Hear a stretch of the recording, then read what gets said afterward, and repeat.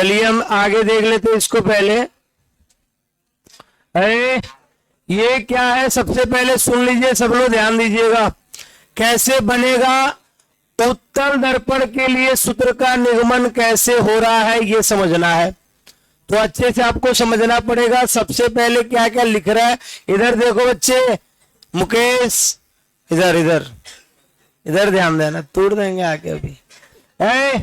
माना M1 M2 एक क्या है, तो लोग भुला जा रहे हो, अवतल नहीं है, ये कौन सा दर्पण है, कई बार बोल चुके कि ये बदल गया है।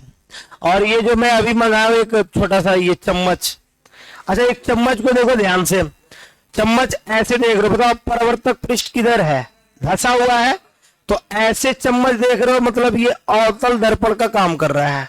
चम्मच को पलट दो ऐसे, अब इसका परावर्तक ये बाहर की ओर उभरा हुआ है, ये वाला पृष्ठ करेगा उत्तल दर्पण का काम, ये करेगा अवतल दर्पण का।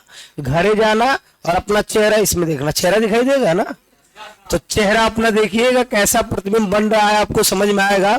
तो ये वाला क्या होता है, अवतल, धसा है ना अंदर, और ये वाला क्या होता है, उत्तल, ये उभरा हुआ है बाहर। तो इसमें भी ये वाला पृष्ठ कौन सा उभरा हुआ है, उभरा हुआ है तो कौन सा हो जाएगा, उत्तल दर्पण होगा।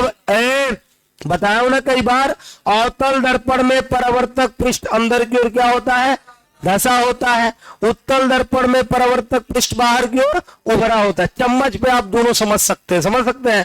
ऐसे कौन सा दर्पण होगा, अवतल, ऐसे कौन सा दर्पण होगा, उत्तल। ऐसे ऐसे करके आप अपना चेहरा देखिएगा, किसमें सीधा बन रहा है, किसमें उल्टा बन रहा है, किसमें छोटा बन रहा है, किसमें मोटा बन रहा है, सब देखिएगा आप लोग, ठीक है। चलिए इधर ध्यान दीजिएगा, माना M1 M2 एक क्या है, उत्तल दर्पण है, जिसका ध्रुव कौन है, P है, फोकस F है, वक्रता केंद्र C है। इतना समझ में आ रहा है बच्चों को। इधर देखो आदित्य, बातें नहीं, मेरा बात सुनना है बस, आपस बात नहीं करना है। इधर देखिए, माना M1 M2 एक उत्तल दर्पण है, जिसका ध्रुव P है, फोकस F है, वक्रता केंद्र C है। अब देखिए इस पे प्रकाश की किरण मुख्य अक्ष के समांतर, यहाँ एक प्रकाश की किरण आ रही है, ठीक है। इस प्रकाश की किरण का नाम है A और क्या नाम है जी इसका, B। और ये जैसे आई हुआ क्या, ऐसा प्रतीत हो रहा है कि ये कहां से रिफ्लेक्ट होके जा रही है, तो ऐसा लगता है कि ये फोकस से होकर जा रही है। देखो अगर आएगी नहीं, आभासी बनता है, तो ये आ गई, ये आ गई, और ये फोकस से होकर क्या हो रही है, जा रही है। अब हमने क्या किया कि एक हमने किया कि यहां पे मिला दिया, यहां पे एक रेखा, सुनिए ध्यान दीजिएगा, ये वाला। अब इसको हम एक मिला दिए, कहां से, वक्रता केंद्र से। अगर इसको एक मैंने रेखा यहां खींचा, देखते रहिए, यहां मैंने एक वक्रता केंद्र से क्या खींचा, रेखा खींचा। अब जैसे मैं ये रेखा खींचूंगा, तुरंत यहां पे एक बनेगा आपतन कोण और एक बनेगा परावर्तन कोण, बनेगा ना बच्चे।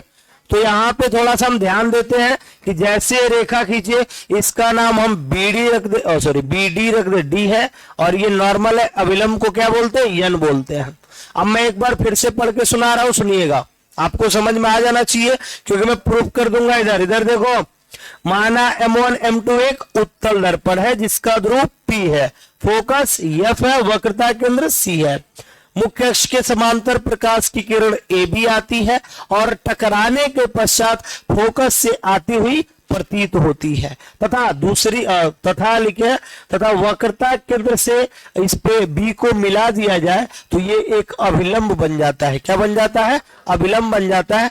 तब क्या बनेगा, कोण कौन कौन बनेगा।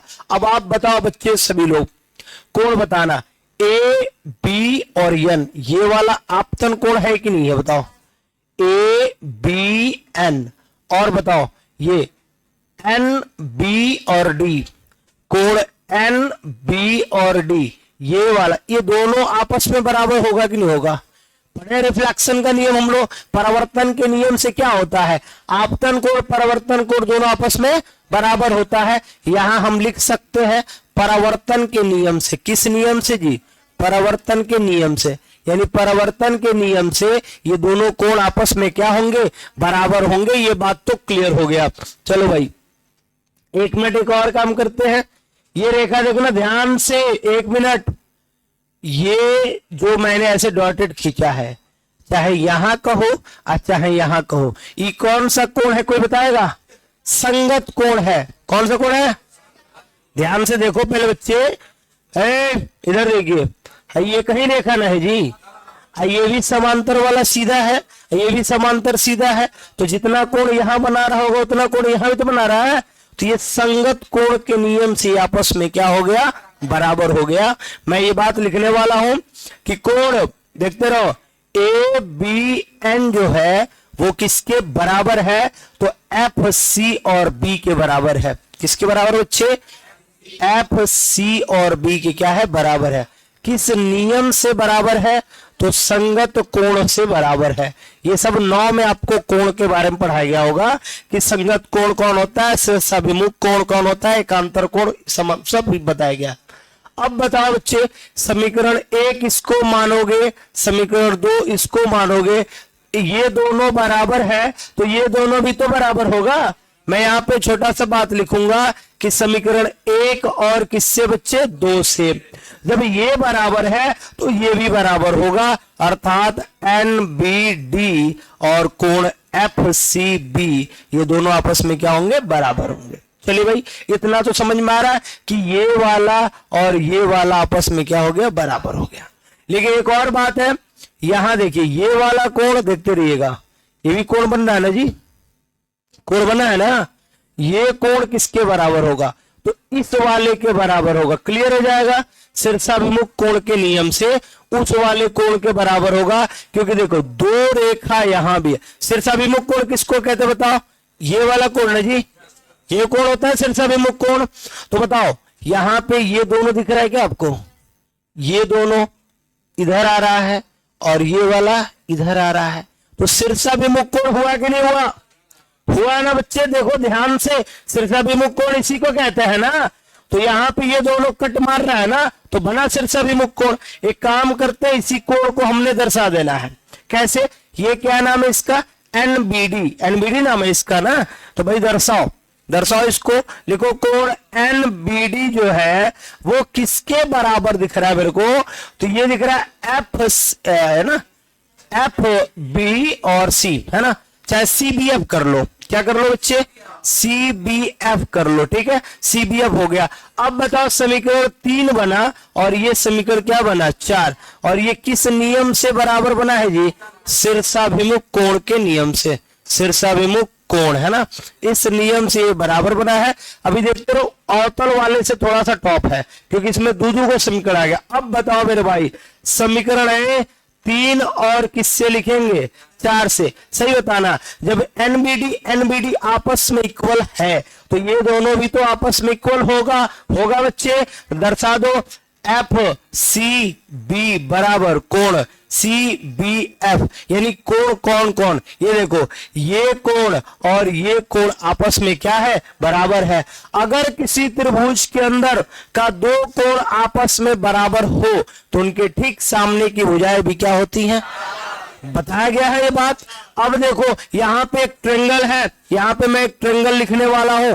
कौन कौन ट्रेंगल? ये ट्रेंगल है ना बच्चे, BFC कह लो, यानी कि BFC में देखते रहो, BFC में 2 कोण बराबर है, 2 कोण बराबर है। सही बताना, 2 कोण बराबर है तो उनके सामने की भुजाएं भी, उनके सामने की भुजाएं भी क्या होंगी बच्चे? उनके सामने की भुजाएं भी बराबर होंगी। ये बात आप लिख सकते हैं। समझ में आ रहा है बच्चे? चलो भाई, ये खत्म। ये पहले ये लाइन एक बार और देख लीजिए, ये दोनों ट्रेंगल, ये अब बताओ इसके सामने की कौन भुजा बच्चे? बताओ, इस कोण के सामने की भुजा कौन है? FC है, और इस कोण के सामने भुजा कौन है? BF है, राइट। यानी BF बराबर क्या हो जाएगा? FC। अब मैं लिखने वाला यहाँ पे BF बराबर क्या लिखने वाला हूं? FC लिखने वाला हूं। कोई दिक्कत है किसी को इतना में? अभी इतना तक कंफर्म हुआ? अब सुनिए, थोड़ा ध्यान दीजिएगा। यदि दर्पण का द्वारक छोटा हो, यदि दर्पण का द्वारक छोटा हो तो ये जो PF बराबर होता है ना, ये PF और BF भी आपस में क्या हो जाएंगे? बराबर हो जाएंगे। ये लाइन भी मैं यहां लिखने वाला हूं, देखते रहिए। यदि दर्पण का द्वारक क्या हो? यदि दर्पण का द्वारक छोटा हो तो देखते रहिए कौन बच्चे, बता रहा हूं, फिर पीएफ किसके बराबर होगा, बीएफ के, यानी ये दोनों भी आपस में क्या होगा, बराबर। यानी मैं यहां लिख रहा हूं पीएफ बराबर क्या लिख सकते हैं हम, बीएफ लिख सकते हैं यहां पे। अब यहां तक का कहानी खत्म हो गया। अब इसको हम सॉल्व करने वाले हैं आगे वाला पोजीशन। आगे का क्या मतलब है देखते रहिए, थोड़ा सा मैं यहीं पे सॉल्व कर दे रहा हूं, कोई दिक्कत नहीं है, हो जाएगा। अब आप बताओ P से C तक के दूरी को क्या कहते हो, वक्रता त्रिज्या कहते हो क्या, वक्रता त्रिज्या कहते हो, वक्रता केंद्र है। अच्छा P से F आने में कौन को पार्ट्स पड़ रहा है बच्चे, 2 पार्ट्स पड़ रहा है, कौन कौन पड़ रहा है, PF प्लस FC कह लो, यही ना। अब आप बताओ FC के बदले क्या लिख सकते हो, लिख सकते हो, अब आप जो कहोगे वही माना जाएगा। FC के बदले क्या लिख सकते हैं, BF लिख सकते हैं, और BF के बदले क्या लिख सकते हैं, PF लिख सकते हैं। तो फिर से लिखेंगे, एगो PF तो है ये है, BF के बदले एक और PF लिख दिए, एगो PF कौगो PF, तो 2 PF, तो ये PC बराबर 2 PF हो गया।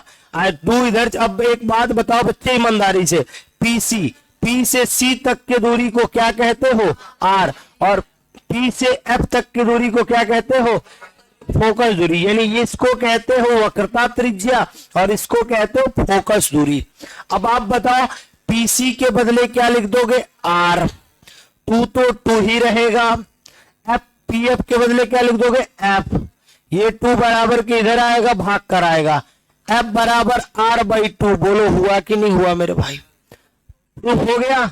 यही बात प्रूफ करना था क्या, जबरदस्त है, बता दे रहा हूं, किताबों में कट कट करके दिया है, मैं आपको सारा चीज बताऊंगा, मैं कट नहीं करूंगा। आ रहा बात समझ में, तो नोट कर लीजिए, ये है उत्तल दर्पण के लिए फोकस दूरी के सूत्र का निगमन।